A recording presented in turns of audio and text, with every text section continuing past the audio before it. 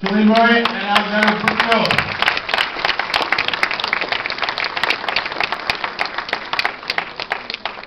So I want to start off by asking, you've made a very different film than your previous film. Can you talk again just about the inspiration? Actually, talk about the kind of literary inspiration that you first took for this film, the shorts, the French novel you were telling me about earlier. It was an inspiration. This book, it's a French book called Malade, and it's a classical story of young guys trying to bury the house of an old lady, and unfortunately the book ends when they push the door of the old lady.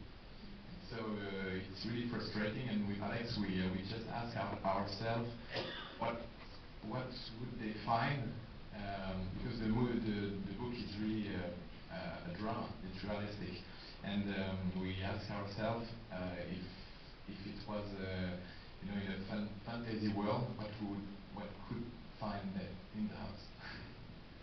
And that's actually the book that she pulls out from the library, right? Yes. Do we have any questions up there? We can't see anything, so if you have one, yell it out. No. Well, can you talk actually about the production design? Because that house is incredible. Did you find, like when you found it, was all the antiques and everything in it, or how much did you actually have to set dress?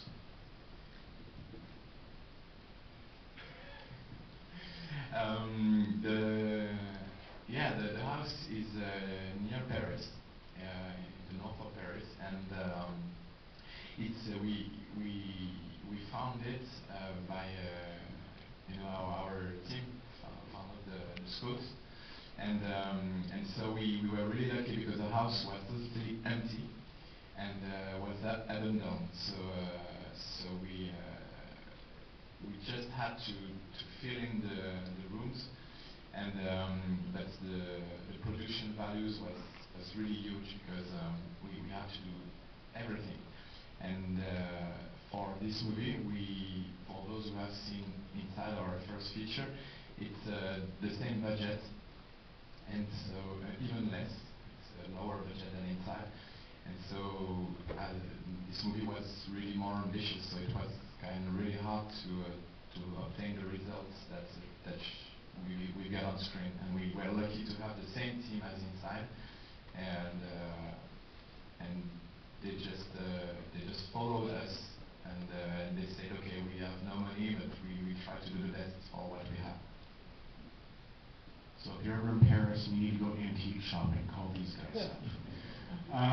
One of the interesting things about your film, this film, El Interior, the film we showed last night at Midnight Incident, and also Alex Aja's film, High Tension, and the subsequent films, is you all share the same editor, Baxter.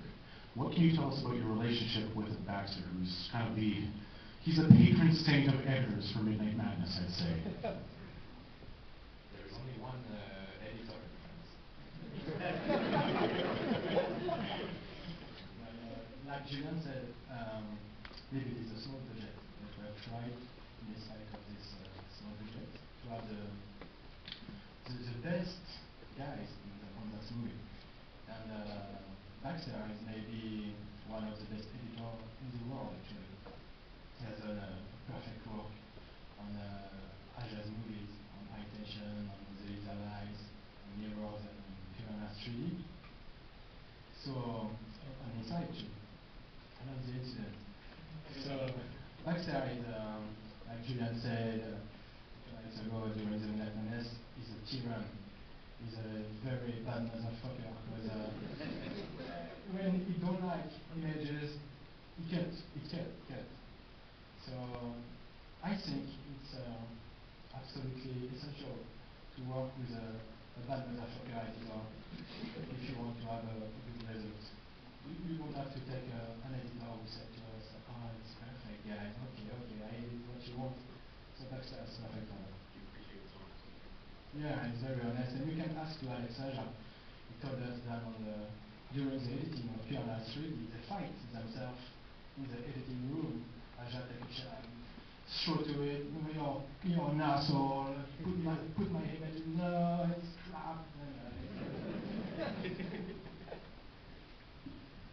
Have you guys lost your shy streak yet? Anyone? There we go, yes.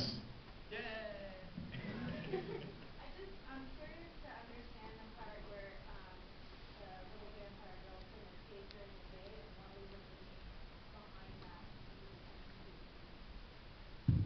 Or at night, she can escape at night, sorry, and then she was like floating in the air. Can you explain the kind of boundaries that our little vampire girl has? I will explain the day, and you can explain the night. So we have tried to play with the vampire mythology. As usual, in vampires movies, when you put a vampire under the sun, like in Dead Show, for example, it burns and explodes. So we have tried to do the opposite. And for it's like this strange disease, the children of the moon. It's a real disease. Children who can't go under the sun because their skin are so fragile and they burn very, very, very slowly and they can go outside only at night. And that's the way we have decided to take for our vampire. She burns under the sun, but so slowly, and she burns slowly and become light as a leaf under the wind. I think, okay, it can be strange, but we are trying to do something different, really. And for the night, thank you. The easier part. No, it's right. Vampire mythology is in, it's maybe the most the most seen creature in the movie, in the literature, and so it's really hard to try to be original with that kind of creature. So we try to avoid the cliches, and it was really really a mess. But so during the night, just we wanted to express the deep solitude of the vampire and the fact that they are cursed, and so it's like the Dracula's castle. Some say that during the day you cannot see it; it's invisible, and during the night it appears. So we try to imagine what's that to be in the castle, and they are just like floating in the limbos, and they are cursed, so they are totally trapped in the house. And but you've seen that kind of thing before, no? Come on. You've seen Beetlejuice. You remember? You open the door, there is a desert, and a snake in the desert, quicker. The same. All right, who else do we have? Some of the other hands. Yes. What was the significance of Lucy's mother manifesting in the scene where they're doing the soul transference? Because that character appears, but it's unclear why she manifests. Or at least it was to me. Very clear.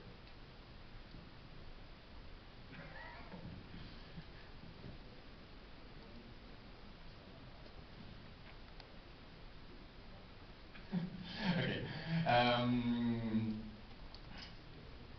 Yeah, it's quite simple, in fact. It's only a vision. She has this sort of power of seeing her mother, her dead mother. She has this projection of her spirit, of her memories. And for those who have seen Inside, it was the same idea with the husband. And so it's a moment where she thinks she's going to die, and the last idea she has. She wants to see her mother, and the mother appears.